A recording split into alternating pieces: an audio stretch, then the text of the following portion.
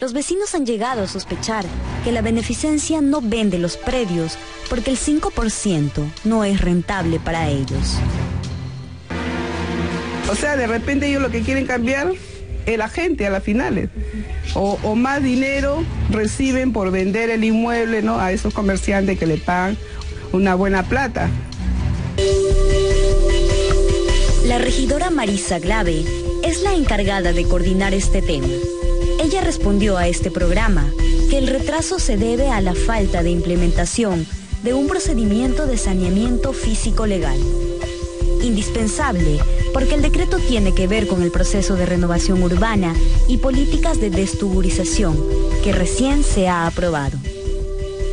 El tema con la beneficencia es que el procedimiento de saneamiento legal que está aplicado en nuestra ordenanza no es aplicable a los predios de la beneficencia. La preocupación 1 de la Municipalidad de Lima fue resolver la ordenanza y el marco legal para dar herramientas a los 121.000 predios tuburizados y en el caso del cercado los 26.000.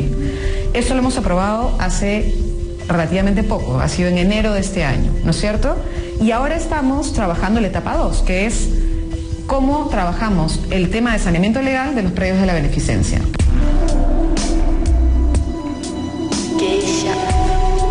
La beneficencia les ha asegurado a los vecinos que ya ha precalificado a 51 inmuebles, 43 en el centro de Lima y 8 en el RIMAC, para el proceso de tasación. Pero ahora resulta que ninguno ha sido saneado. Es decir, ningún inmueble ha completado el proceso de saneamiento. ¿No? Para que tengamos claro, el procedimiento de saneamiento de hecho no se puede completar porque no hay claridad de cómo vamos a implementar el 012, que es precisamente el problema en el que estamos ahora, ¿no? Y que es lo que queremos resolver. No podemos tener un procedimiento con uno, otro con otro y no tener claridad de cómo se maneja. A estos detalles, quizás pequeños para el gobierno anterior, que ilusionó a estas familias pobres, se suma otro. Se trata de casas de más de 100 años de antigüedad y que en su mayoría quedan en el centro histórico de la ciudad. Características de lo que se considera como patrimonio monumental. ¿Qué pasaría con las casas que tienen esta calificación? Muchos no intervienen también por el hecho de que muchas de esas viviendas son patrimonio. Ojo, muchos de los inmuebles de la beneficencia forman parte del patrimonio monumental de Lima y entonces la intervención sobre ese patrimonio también se complica porque entra un siguiente actor, que en este caso es el Ministerio de Cultura, y Cultura tiene que autorizar un conjunto de intervenciones. ¿Ustedes tienen una relación o han reconocido cuáles son esos lugares que tienen esta característica de ser considerados patrimonio? Eso es parte del trabajo del equipo técnico, como te digo. O sea, de los 80 inmuebles aproximadamente que hay, tú hablas de 51, por ejemplo, que son un grupo de asociación. Habrán unos 30 que tendrán otra o que no tienen eventualmente y sobre eso se está haciendo un trabajo para tener claridad no solo del tema de patrimonio, para ver el tema de legados, para ver el tema de inscripción del registro de propiedad. ¡Que se haga la transferencia de los predios! ¡Sí! Muchísimos de los decretos que se dieron 2009, 2010 en muchas de las áreas eran más, yo creo, una expresión de voluntad que realmente una, en fin, ejecución real, ¿no? O sea, se dio el decreto en el 2009 y no se hizo absolutamente nada. Creo que les han dado incluso unos cartelitos que dicen yo soy propietario y soy poseedor, pero no, ni siquiera hay una especificación clara de qué espacio, cuántos metros, cuál es el valor del inmueble. Hay un conjunto de elementos que no se señalaron y por tanto tenemos nosotros una historia muy grande de autoridades con mucha irresponsabilidad que ilusionan a la población sacando un conjunto de normativas que a veces son inaplicables.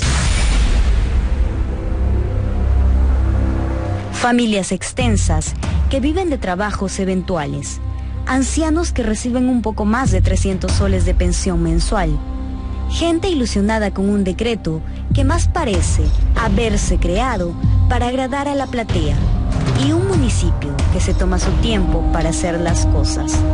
¿Cuánto tiempo más tendrá que pasar?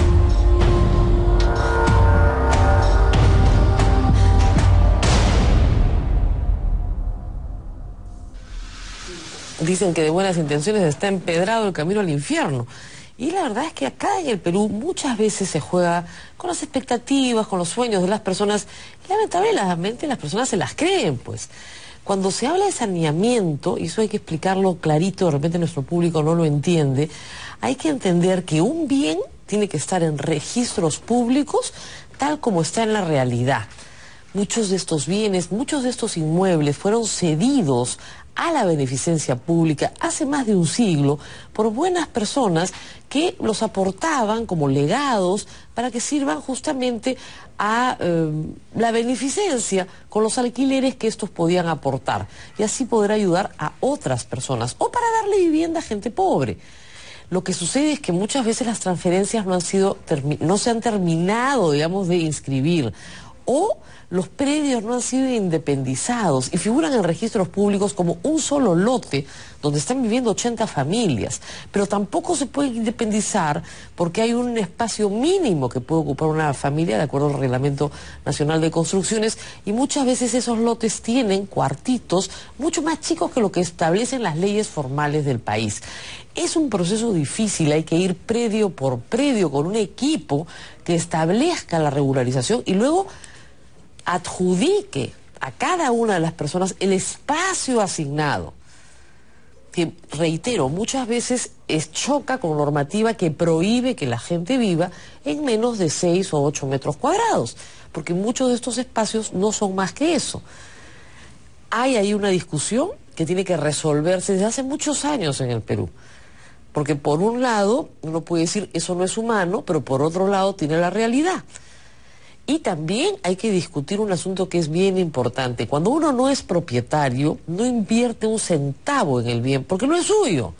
Entonces la gente te dice con razón, ¿y para qué voy a gastar yo en el desagüe si eso no es mío? Son alquileres diminutos, propietarios que no existen, poseedores que no quieren invertir y realidad de vivienda que está al margen de la normatividad legal.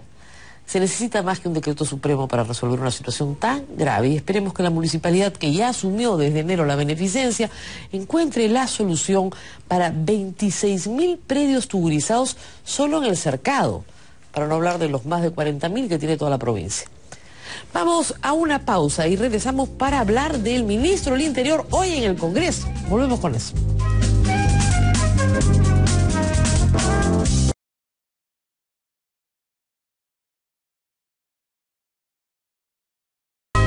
Ustedes saben lo difícil que es llevar ministros al Congreso, porque siempre tienen cosas más importantes que hacer, o alegan tener cosas más importantes que hacer. Pues hoy el ministro del Interior, que tiene una moción de censura que circula contra él, se presentó voluntariamente en el Congreso, se interrumpió la sesión y el tema se dedicó toda la mañana a Madre de Dios.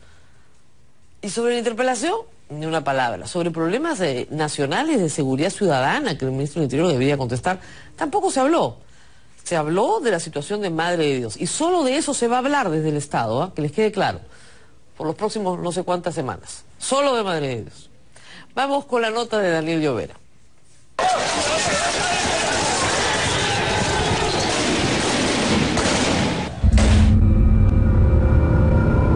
En simultáneo a la presentación en el Congreso del ministro del Interior, Daniel Lozada, para dar cuenta de los hechos violentos ocurridos ayer en Madre de Dios, producto del paro de los mineros informales e ilegales.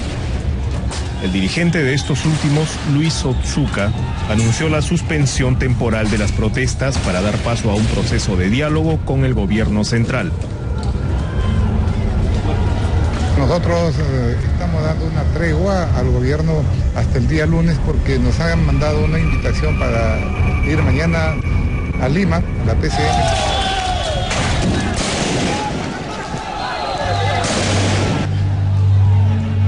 Pero como suele ocurrir, tuvo que haber desborde de violencia,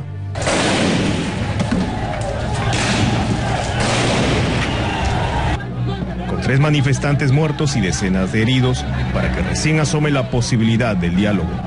Y esto es responsabilidad de los dirigentes mineros, pero no solamente de ellos. Me parece que el gobierno no ha entendido la magnitud del problema que ha decidido enfrentar. Tú en Madre de Dios no solamente tienes que combatir a la minería ilegal, tienes que restablecer el Estado. El Estado no existe en Madre de Dios. El ministro Daniel Lozada dio cuenta esta mañana de la acción policial ocurrida ayer. Si bien en el Pleno los parlamentarios expresaron su apoyo al gobierno central por haber decidido terminar con la ilegalidad de una minería que arrasa con reservas naturales protegidas en esa región, también criticaron al Ejecutivo por reaccionar policialmente en lugar de prevenir el conflicto. Y que hay que respaldar las normas, señor, hay que respaldarlas. Pero también hay que decirle a los gobiernos, señor ministro del Interior, que los diálogos se tienen que hacer oportunamente. El proceso de diálogo, señor presidente, no puede venir después de los muertos y heridos. Yo esperaba que el día de hoy el señor ministro nos hable un poco más de lo que ha ocurrido ayer. No sabemos producto de qué se han producido las muertes, si han sido con balas disparadas por la policía o han sido por balas disparadas por infiltrados. No sabemos si ha habido una prevención anterior, si ha habido inteligencia. A la policía, señor, hay que dotarla de equipos, de logística, de seguridad, de solvencia, de todo lo que implica dar la cara. Es el ministerio que le da la cara a todos los problemas del país, aunque no esté vinculado a ninguno de ellos. Hay que darle respaldo de justicia social. Para saber qué se va a hacer. El tema no es policial únicamente. Con eso no se soluciona el problema. Se paralizan las cosas, se controla el orden interno, pero no es la solución definitiva. En buena cuenta, el problema de Madre de Dios se resume en las actividades de mineros ilegales e informales. Con los primeros, ha dicho el ministro del Interior, no habrá diálogo de ningún modo.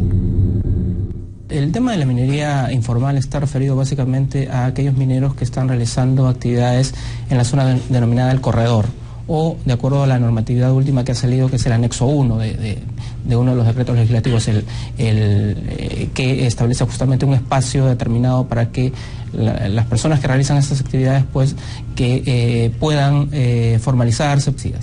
La minería ilegal es aquella que está desarrollándose en zonas prohibidas.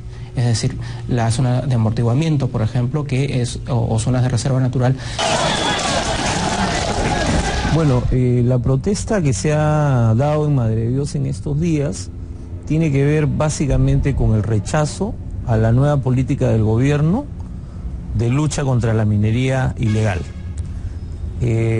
Política que se expresa en 3 decretos que tienen que ver con interdicción, tienen que ver con mayor fiscalización y tienen que ver con que ahora la minería ilegal es considerada un delito y hay una sanción para eso.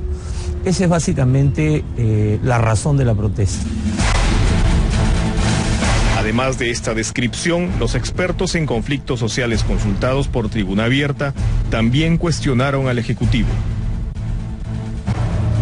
Es necesario que haya una mayor atención de parte del gobierno.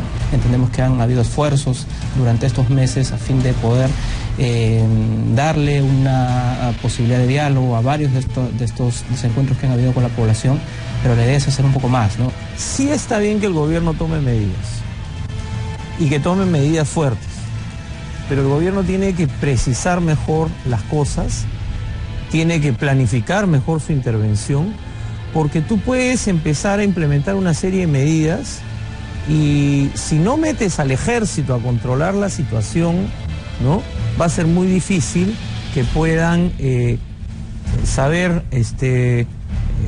va a ser muy difícil que puedan mantener las normas que están implementando, porque tú puedes destruir dragas, sacar a la gente de ciertas zonas y dentro de 2 meses puedes tener de nuevo todo operando.